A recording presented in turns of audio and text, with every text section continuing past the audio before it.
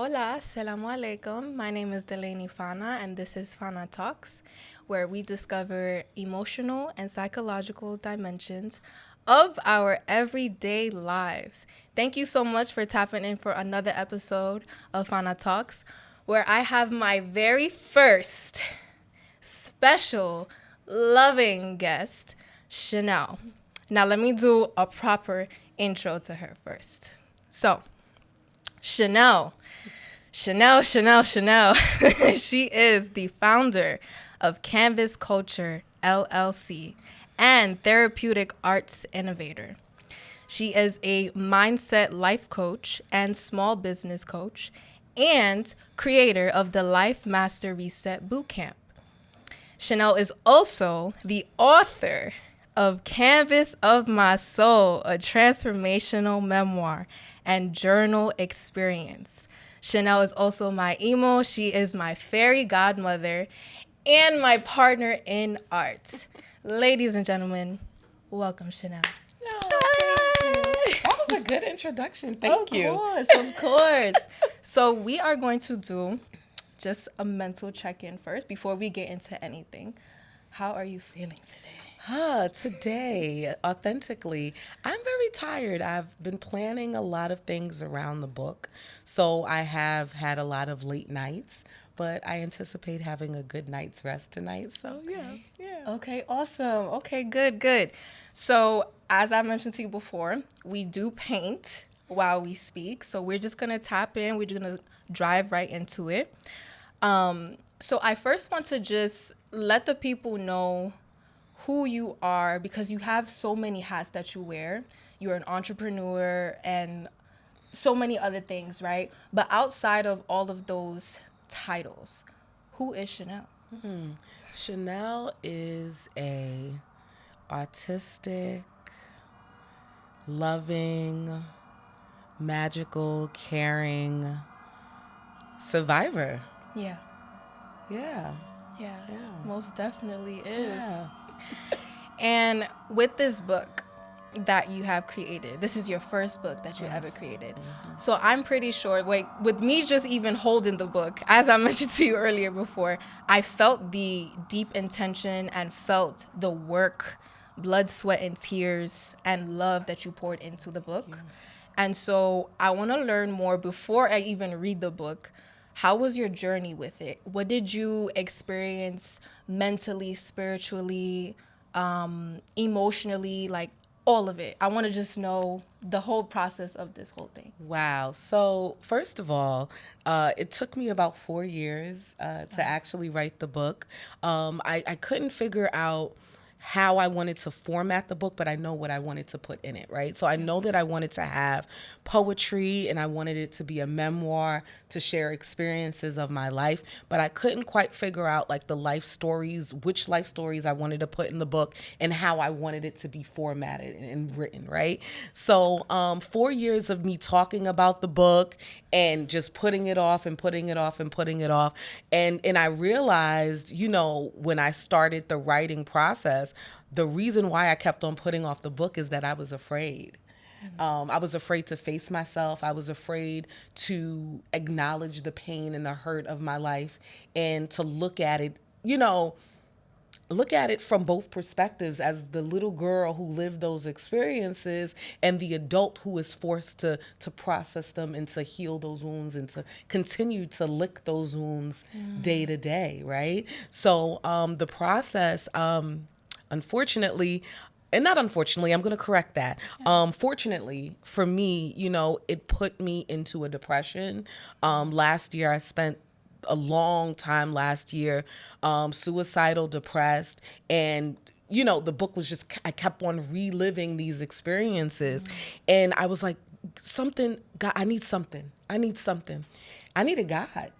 I needed God in my life. I ended up getting baptized Yes, in I November. saw. And since then, it helped me acknowledge my hurt on a total different level. Like, I feel like I used to, like, I guess like rationalize or like, mentally just, oh, this is because X, Y, and Z and it's fine. But I gave myself the space to cry. Yeah. I gave myself the space to really be that little girl again. Yeah. And I can't lie to you. It's been the most beautiful experience. And I went back to therapy, and with my depression, I tell you, therapy heals. Therapy and God, that regimen, shake it up, put it in the juice. But it definitely supported me in getting this book out. So yeah. No, that's so real. And the way that you expressed just this whole experience has been very cathartic. That was just my experience in hearing it too.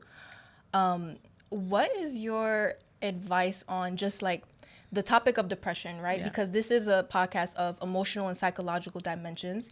And so I remember Jim Carrey. I love Jim Carrey. Jim Carrey had mentioned something about depression being, you are depressed, but it's more so you need deep rest. Yes. So the word itself is just, you need deep rest because you have been playing this character that no longer serves wherever you're about to go. Yeah. So you need to literally rip off the skin. You need to rip off all the beliefs and ways of thinking that you thought worked for you before, but then now like you're in this space of the in-between. Yeah. Like we always talk about like the butterfly and the cocoon phase, that uncomfortability. I feel like there's a lot of magic that could be created from there. Yeah. So speaking of just that, like your experience with it, what worked for you? For anybody that's like listening in that. It's so many ways that I could answer that question, but I would say for me, I had to be comfortable with being naked. And not just naked in front of other people, just naked in front of myself. I think that for many years, I dedicated my life to like, being a high achiever, getting good grades. I was hired by city council. Now I work for the government. So now I'm always like trying to prove to people that I am something, right? When in my mind, I still feel unworthy, right? So really just being in a comfortable space, in a healthy way, exposing yourself to yourself and really looking at the layers of your life. Where I say a journey through the layers, taking the journey through the layers of your life and really being honest with yourself. Yeah. I think a lot of the times when people have depression, we're not self-aware in those moments. You know that you're sad, right? Like you're self-aware in that moment where you feel like, I know that I'm sad, right? But you're not honest with the emotions that you're feeling. And it could be something small. Sometimes you could watch a cartoon and you'd be like, this cartoon messed me, But right? You have to be honest. You have to really be honest and be naked and allow people to like guide you through that journey for you to really heal. And healing is not linear. It's not like, oh, I'm healed today. Like I have depression. Yeah. And just being real and authentic. Like, hey, I can't show up 100% today. Yeah. But this is who I am. That's it. And I may be showing that I'm happy today or whatever, but I have depression and it is okay. You know what I'm saying? Like it's okay to acknowledge that. And I think once you are honest with yourself and know, and I'm not saying claim it, right? I'm not saying use it as a badge of honor so that it hinders you from moving on in life, but using it as a supportive tool to get through those moments so that you no longer have to wear it at like a badge of honor. So Yeah, exactly. And I love exactly what you had said. Also, you mentioned something with trying to analyze the trauma.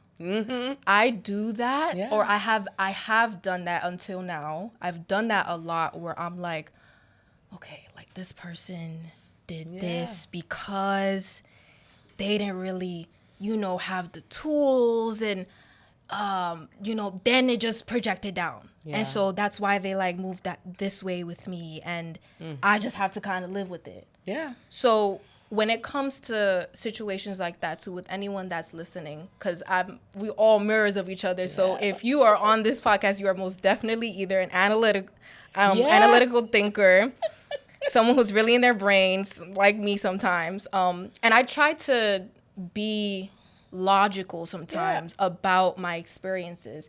And it wasn't up until, like you said, where I gave myself that space to just cry. Like, I would cry randomly on the train. I'm like, I don't care. This is where we're at. Like, it is what it is. Yeah. And so with that being said as well, I know that you mentioned with the affirmations, right? The affirmations in being in those spaces of being down and just feeling like depressed and everything. What were some affirmations that helped you through the book? Because that's a 4-year journey. Listen, okay, my favorite affirmation, and this is not Christian. Okay. I'm just letting you know right now, this is not Christian, but I say it to myself every single day. Yeah. And it helps me. I literally look in the mirror and I'm like, you are that bitch. I love that. It's something that, listen, you are wonderful. It don't feel the same. It don't feel the same. Like it don't get you going. It don't get me going, right? But I constantly have to, like, Yeah. you the one. Yeah. You the one. God don't play about you. You know what I'm saying? Like, Right. you know, and constantly just reminding myself of my power and who I am and like my journey and like what I'm here for. Because at the end of the day, God gave me an assignment to heal others, and that's what I'm gonna do. And I don't even care if I'm in my own way. I may have to move out of my own way for me to continue to do what I need to do in order to support people to live their life. So y'all see why she's my fairy godmother. Like, I go to her literally for anything, and she would read the situation and be like, Delaney, like, you done did this and this. Like, it's just a little hiccup. Like, it's okay. Like, it's okay. And then with those affirmations too, like being very real about it, not just the I am beautiful. Yeah. Or I am like. And mind you, it may work. It may work for whomever, right? You have to speak to your own soul. So everybody's dialect, everybody doesn't speak the same, right? You know what I'm saying? Like, so you have to speak a language that you understand. So, and for me, I speak to myself in Ebonics because that's just my thing. You know what I'm saying? But speak to yourself in the language that matters to you. And then sometimes you do need to be that dainty princess. Yeah. Because I want to be a dainty princess. Oh, we flowers. I want to be a flower. flowers. So sometimes you got to look at it, Shanell, Yeah. put the mystical away. Yeah. You're not 50 Cent today. You are, you know what I'm saying? You 50 Cent Rose. You want to be a little Mariah Carey with butterflies. Love and it. that's okay. Like I often recently speaking to my divine femininity, like I'm learning how to embrace it and how to embrace the softness and the elegance and to appreciate it. Because for a long time, and I actually talk about this in the book, for a very long time, you know, I was male presenting, like I wore male's clothes for many years, and it's no poke at anyone who does, but for me personally, my reason for doing it was because I felt like when I was feminine, people would take advantage of me.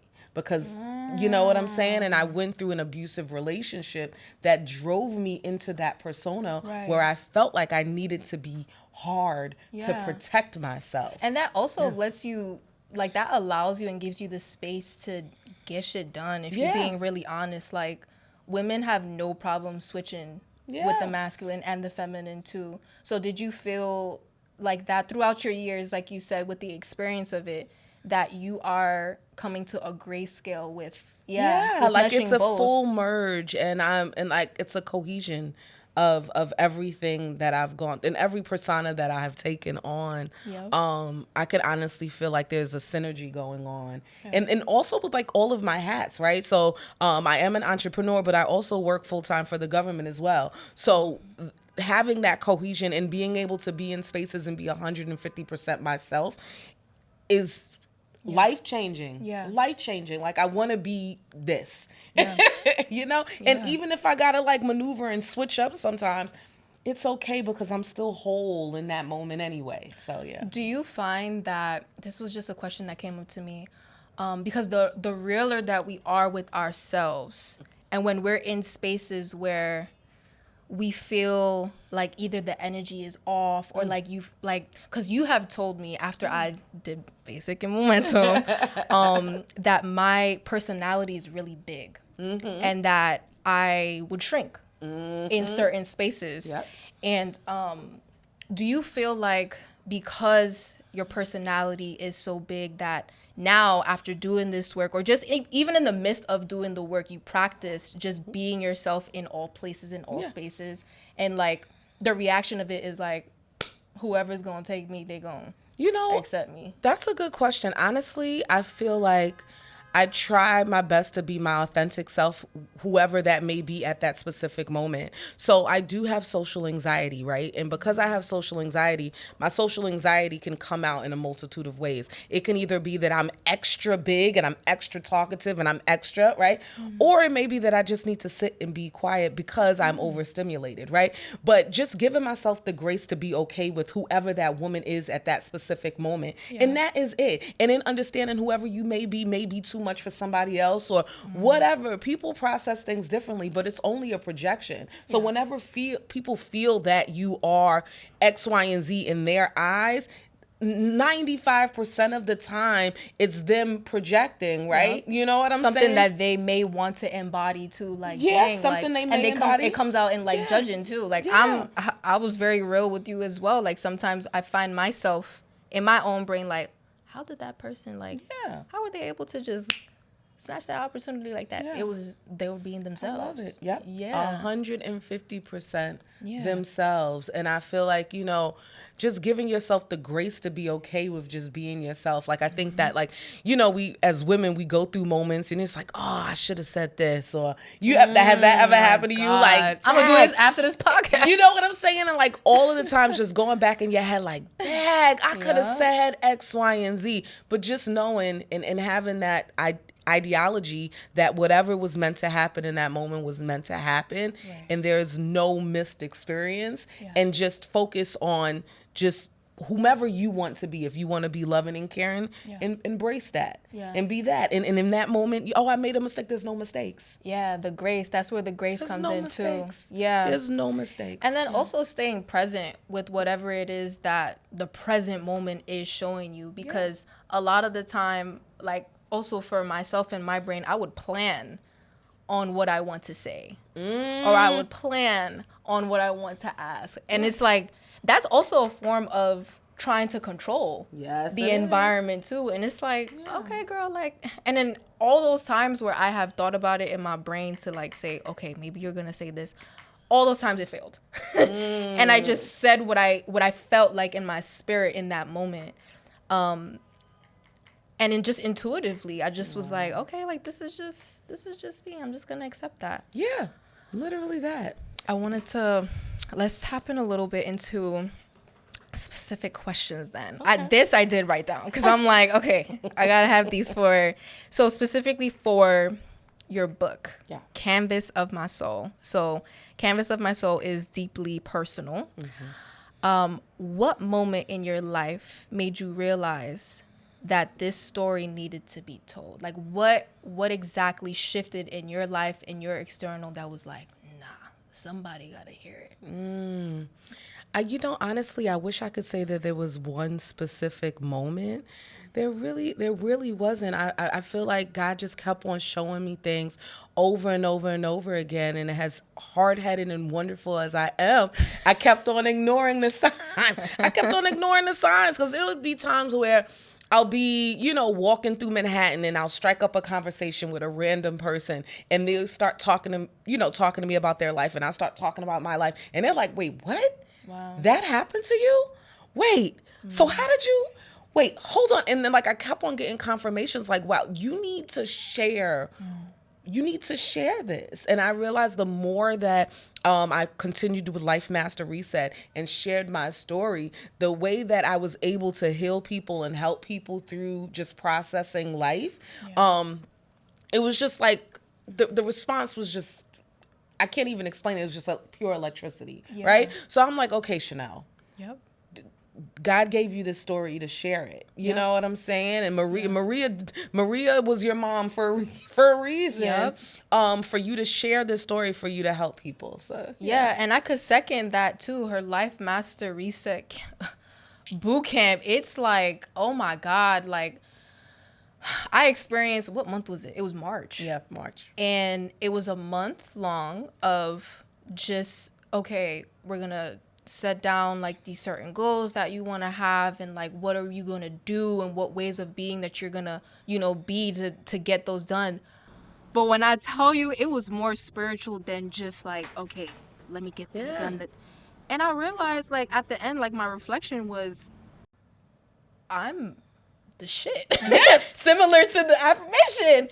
Literally. I'm like, wait, I'm a lot more further than what I think I was, that I thought I was. And while I wanted to do all these things, like, there were a lot of experiences that came up for me, especially that was the month of Ramadan. Yep, yes it was. And with the fast too, I just flowed into it. I was super present with it, and I'm like, okay, like I see clearly on what it is of my ways of being, that, and just even ways of thinking too, because we talked about how you can feed your doubt by being in your head so much. And that, oh man, I'm not gonna go too deep into it, but y'all, like, for real, tap in with the Life Master Reset, because it's intense, but it's very intentional. Yes. And if you are a person that is intentional, listen, you already know. This is the woman for you. But I really appreciate you saying that. Like, I put a lot of thought and attention to the Life Master Reset program. And I've been doing that program for about, I want to say 4 years now. Wow. And the crazy thing about it, and I'm going to say maybe 5 years now, because when I started my self-healing journey and I attended Momentum, I was already doing the Life Master Reset program. And once I started like really coaching myself and then officially life coaching, I was like, oh, there's more to this. Let's go a little bit deeper. And I was able to really tap into, how to support people and tangibly making goals for themselves in a realistic type of way. So yeah, because you can't win if you ain't right. Listen, you gotta be real, baby. Let me ask for the second question. Thank you so much for sharing that. That was really intentional. Okay, this one. So you blend poetry, reflection, and storytelling in Canvas of My Soul. Yes. How do you want readers to feel when they move through each layer of your book? Ooh, I love it. I really, really hope and pray that when people read Canvas of My Soul, that they get really excited about the journal. We talk about the memoir, and, I was purposeful in not making the memoir a tell-all book. Like, I didn't want it to sound like a mixy type of, like, all of the drama. I didn't want that. Like, I really didn't want it, because the star of the show is really the journal. It really is the journal, because I want to invite you to be able to go a little bit deeper. And if you look at the book, the journal is actually twice the size of the actual memoir, because because I want people to really take an intentional deep further. In both of the books, they're poetry. There's poetry, there's writing prompts, and then in the the journal, it also goes into like what the poem is about and like what it will invoke in you, just so that you can like fully process all of the information, because sometimes journaling can be a little bit like all over the place, and honestly having a journal for that is wonderful, but I think that you have to be a little bit more intentional with journaling like this, because I want you to go deeper, and I kind of want to pull those things out of you just so that you can see it. Because a lot of the time, like from experiences from when I was younger to just maybe a couple of years ago, I would journal as if someone's reading my journal. And just looking at one page in this journal, I was like, okay, this is going to help me organize and structure my thoughts a lot better, so that I'm stable up here. And so then everything is just going to align. Yeah. And then also with the journal, the prompts are not designed to be linear. You can move around the book. Right? So I want people to be able to like look at the prompts, read the poems, and if the poem touches where you are today, because you don't know where you're going to be at in that specific moment, you may want to talk about, something else, which I shout out to my therapist. She's amazing. She's really good at allowing, giving me the space to just unwind in that type of way.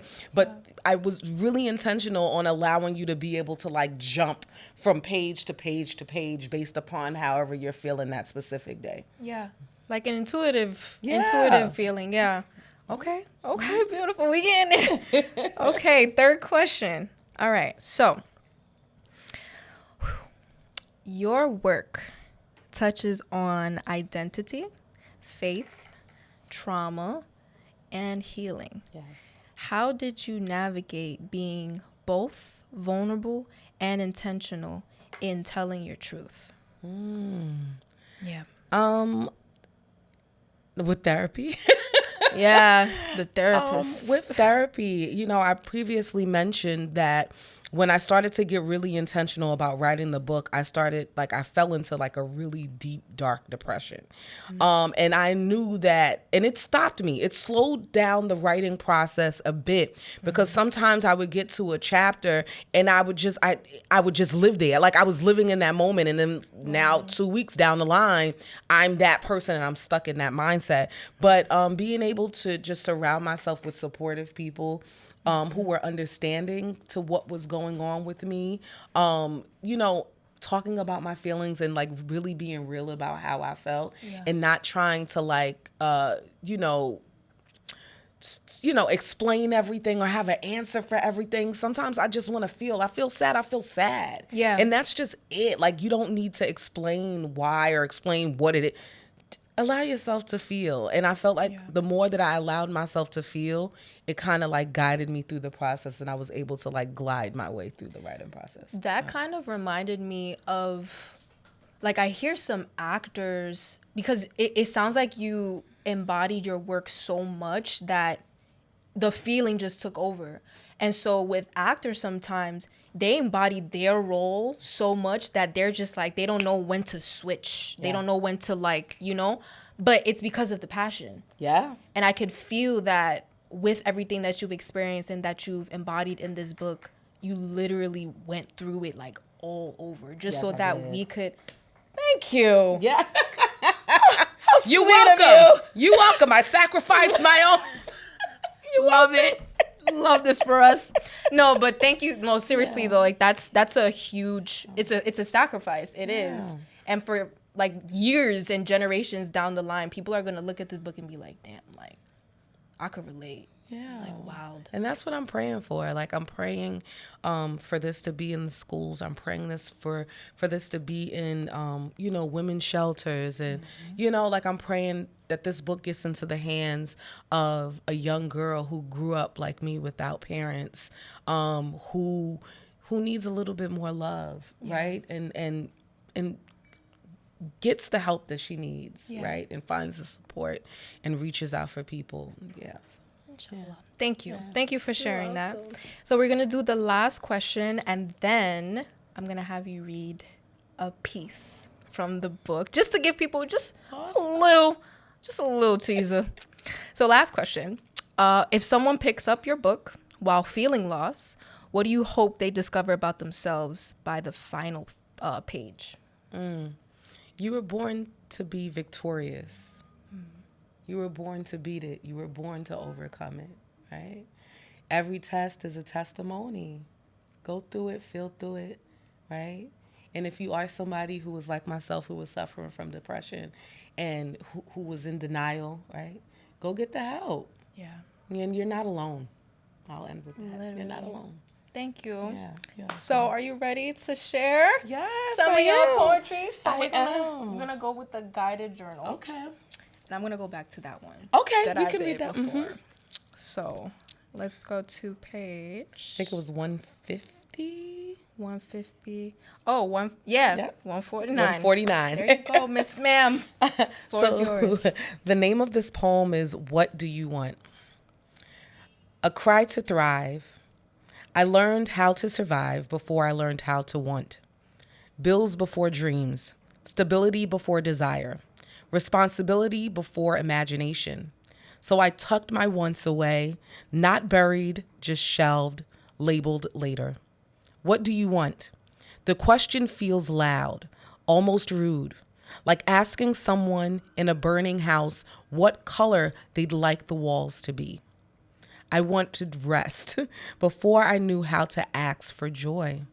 I wanted safety before I dared to want more. What do you want? I paused my dreams politely, folded them neat, told them not now. I'll come back when things calm down. But they never stopped whispering. In daydreams, in jealousy, in the ache that shows up when someone else lives a life I once imagined for myself. What do you want? I want without guilt. I want desire that doesn't feel reckless. I want dreams that doesn't require permission. I want to thrive, not just manage, not just endure, not just make it through another year. I want the version of me who isn't always waiting for the right time to finally arrive. What do you want? Maybe the answer doesn't have to be perfect. Maybe it just has to be honest. Because dreams delayed are not dreams denied. They're patient, they're persistent, and they are still calling my name. Mashallah. Thank you. Thank you for sharing. Now, the question is, what do you want? What do you want? What do you want for yourself? So, when we are closing off now, I want you to please share where the people can find you and everything that you feel comfortable sharing. Got you. So you can find me online. My website is canvasculturellc.com, or you can find me on Instagram, SHAY_MARIE_G. Or you can just Google Shanell Goring, and a couple of my accounts will pop up. LinkedIn, Shanell Goring. Yeah, all the things. Thank you so much. You're welcome. And thank you, everybody, for tapping in for another episode of Fana Talks. Get the book.